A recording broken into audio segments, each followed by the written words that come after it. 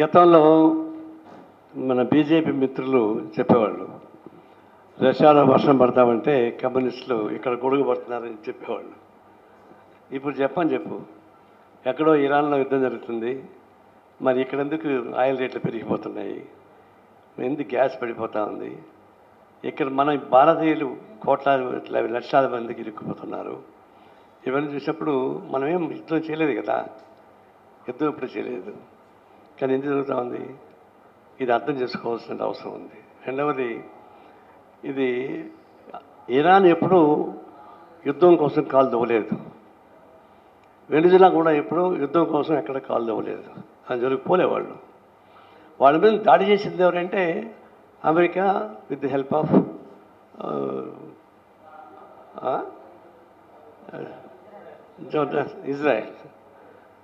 Israel వాళ్ళకి అమెరికాకి rowdy, వాళ్ళు ఏం చెప్తే చేస్తుంటారు.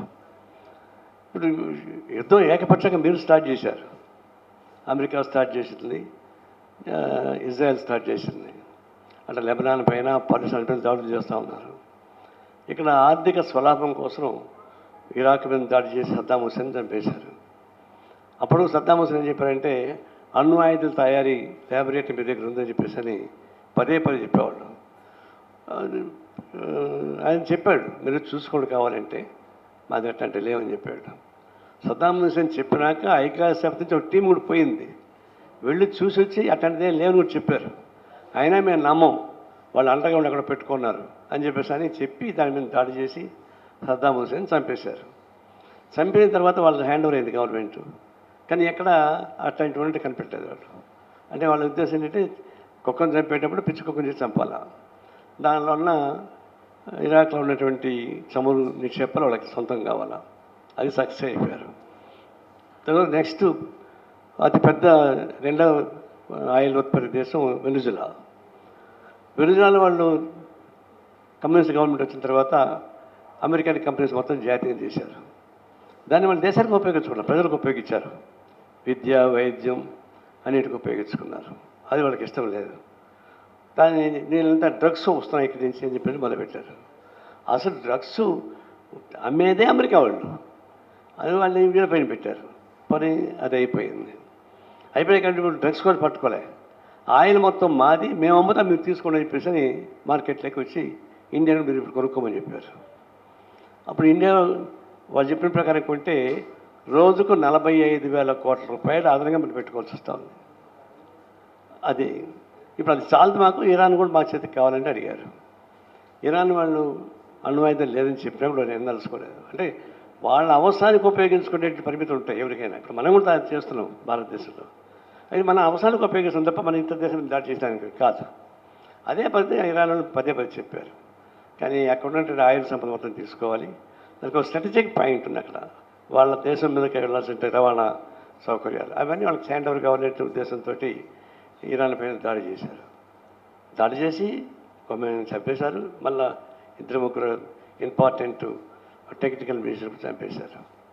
ఇప్పుడు దీన్ని అంతం చేస్తామంటున్నారు. ఇరాన్ కూడా తక్కువ ఏం లేదు, బాగా సపోర్ట్ చేశారు. ఐక్యరాజ్యసమితి వాళ్ళకి యూనిట్ రాలే, ప్రయత్నించారు, సపోర్ట్ కావాలని వాళ్ళు తీర్మానం చేయలేదు. ఇప్పుడు చాలా దేశాలు అడుగుతున్నారు రమ్మని, అందరూ రిజెక్ట్ చేశారు. ఒక జపాన్ ఉన్న అడుగుతున్నారు, ఈరోజు లండన్ తిరస్కరించింది, అన్ని దేశాలు తిరస్కరించారు దాన్ని కలవడానికి. ఇది జపాన్ మాత్రం పొద్దున విన్నా జపాన్ సపోర్ట్ తీసుకుంటామని అన్నాడు, కానీ జపాన్ ఏమన్నా తెలియదు. ఈ ట్రంప్ మాత్రం అనౌన్స్ చేశాడు జపాన్ పర్మిషన్ తీసుకుంటామని. మిగతా వాళ్ళు సపోర్ట్ చేయని వాళ్ళపైన వాళ్ళ సంగతి తేలుస్తాం తర్వాత అని చెప్పేసి బెదిరిస్తూ ఉన్నాడు. అంటే అనుకున్న ప్రకారం సపోర్ట్ రాలే. ఇప్పుడు వాళ్ళకేంటంటే ఈ ఆయిల్ ట్యాంకర్స్, ఆయిల్ ఉత్పత్తి సంస్థపైన దాడి చేయడం ట్రంప్ కూడా ఇష్టం లేదు. ఈ ఇజ్రాయెల్ వాళ్ళు దాడి చేశాడు, అది వాళ్ళు వ్యతిరేకిస్తారు. అంటే రేపు మన దేశం మన చేతికి వస్తే మనకి ఆ ఆస్తి కావాలి కదా, ఆ ఆస్తి కోసమే కదా మనం ఇరాన్ మీద దాడి చేస్తున్నాం. మరి ఆయిల్ సంబంధం పోగొడితే మనకెట్లా అని చెప్పిన ఉద్దేశంతో ట్రంప్ ఆయిల్ మీద దాడి చేయబాకు అని చెప్పేసి అని ఇజ్రాయెల్ని ఖండిస్తున్నాడు. ఇప్పుడు చిన్న స్పిట్స్ వచ్చేవాడు మధ్య, ఇదేమో మొత్తం నాశనం చేయాలంటాడు. ఇప్పుడు ఎట్టుందంటే మన దగ్గర ఫ్యాక్షనిస్టులు ఎప్పుడు కానీ వాళ్ళేమనరు, వాళ్ళ పంటలు ధ్వంసం చేస్తారు, వాళ్ళ ఆస్తులు ధ్వంసం చేస్తారు, వాళ్ళు ఏమన్నారు. ఇప్పుడు ఇక్కడ ఆస్తులు మనుషులు చంపేస్తూ ఉన్నారు. కాబట్టి ఇది గవర్నమెంట్ అనలేము, ఇది కొంచెం రక్తం దాగేటువంటి ప్రాక్టీస్ అనేది తప్ప ఇంకోటి కాదు. ఇది ప్రపంచవ్యాప్తంగా అందుకుంటా ఉంది. మనకు ఆయిల్ రేట్లు ఇంకా పెరిగి అప్పటికి $100 నుంచి $130 పెరిగిందని వచ్చింది బ్యారెల్. ఇంకా పెరుగుతుంది అవకాశం లేదు. ఇప్పుడు దేశంలో ఇబ్బంది పడుతున్నాం. యుద్ధం ఎక్కడో కదా, మనం ఇప్పుడు ఢిల్లీ నుంచి ఇక్కడి నుంచి చూస్తున్నాము. గ్యాస్ క్యూలో ఉన్నారు, డీజిల్ పెట్రోల్ ధరలు పెరిగిపోయినాయి, హోటల్స్ మొత్తం మూసేస్తున్నారు. చివరికి మధ్యాహ్నం భోజనం పథకం మూసేస్తున్నారు. కొన్ని హోటల్స్ మూసేసి కట్టెల పొయ్యిలతో బయట పెట్టుకొని కొంత అమ్ముతున్నారు. అందువల్ల దేశం మొత్తం అతలాకుతలం అయిపోయింది. 140 కోట్ల జనాభా ఇబ్బంది పడిపోయారు. ప్రపంచంలో కూడా అంతే. ప్రత్యక్ష యుద్ధం మూడో ప్రపంచ యుద్ధం అని చెప్పలేము, కానీ పరోక్షంగా ప్రపంచం మొత్తం మీద యుద్ధ వాతావరణం మునిగిపోయింది. ఇప్పుడు అమెరికా ప్రజలు కూడా ఇబ్బంది పడతారు, వాళ్ళకు కూడా ధరలు పెరిగిపోయినాయి అక్కడ. అందువల్ల సర్వ మానవాళిని ధ్వంసం చేసే పద్ధతుల్లో యుద్ధం జరుగుతుంది. దీన్ని ప్రేరేపించేది ముఖ్యంగా అమెరికా. ఇప్పుడు కూడా మన భారతదేశం నుంచి ప్రధానమంత్రి, మన విదేశాంగ మంత్రి వాళ్ళు పోయి మాట్లాడుతున్నారు. ఏం మాట్లాడుతున్నారు వాళ్ళు? యుద్ధం చేయబాకండి, యుద్ధం చేయబాకండి అని చెప్తున్నారు. ఎవరు చెప్తున్నారు? ఈ ఇరాన్ వాళ్ళకి చెప్తున్నారు. యుద్ధం చేసేది ఇది అమెరికా. వాళ్ళు చెప్పాలి కదా. మోడీ ట్రంప్ ఇద్దరు ఒకే సైజులో ఉన్నారు పర్సనాలిటీస్. వాళ్ళు చెప్పుకోవచ్చు కదా, మా దేశం ఇట్లా ఇబ్బంది పడతా ఉన్నాం, ప్రపంచంతో ఇబ్బంది పడతా ఉంది, మన దేశం అలీన ఉద్యమానికి నాయకత్వం ఇచ్చే దేశం మళ్ళీ, మీరు దాని జోలికి పోకూడదు అనిపిస్తే ఒక్క మాట అంటే ఒక్క మాట మోడీ ట్రంప్ యుద్ధ వాతావరణాన్ని తగ్గించమని పడలేకపోతున్నాడు. జనరల్ సూత్రం చెప్తున్నాడు, ఉల్లిపాయ శాస్త్రంలాగా. ఉల్లిపాయ శాస్త్రం ఎట్లా ఉపయోగపడుతుంది? ఉభయతారికి అట్ట కుదురుతుంది. దెబ్బలు తినేవాడు, దెబ్బలు కొట్టేవాడు ఇద్దరు ఒకటేనా? పులి మేక బోన్లో ఉంటే మేకకి సంజాయిషి ఎట్ట కుదురుతుంది పులిని అదుపు చేయకుండా? అందువల్ల ఇంత పెద్ద భారతదేశం ఇంత దివాళా కోరు రాజకీయ విధానం మొట్టమొదటి జరుగుతుంది. మన దేశానికి ఇప్పుడు ఇంత అవమానం జరగలేదు. This is prestige, political prestige, not the prestige. 140 కోట్ల మంది ప్రజానికి రిప్రజెంట్ చేసేటువంటి ప్రధానమంత్రి ఒక ట్రంప్కు బానిసలాగా బిహేవ్ చేయడం అనేది చాలా అవమానకరమైనది. ఒక ట్రంప్కి అవమానం కాదు, దేశ ప్రజలకి అవమానం. అంటే బ్రిటిష్ సామ్రాజ్యానికి ఇతరుగా పోరాటం సాగించిన దేశం మంది. గ్రామాల ఉద్యమ చరిత్ర ఉంది ఇక్కడ.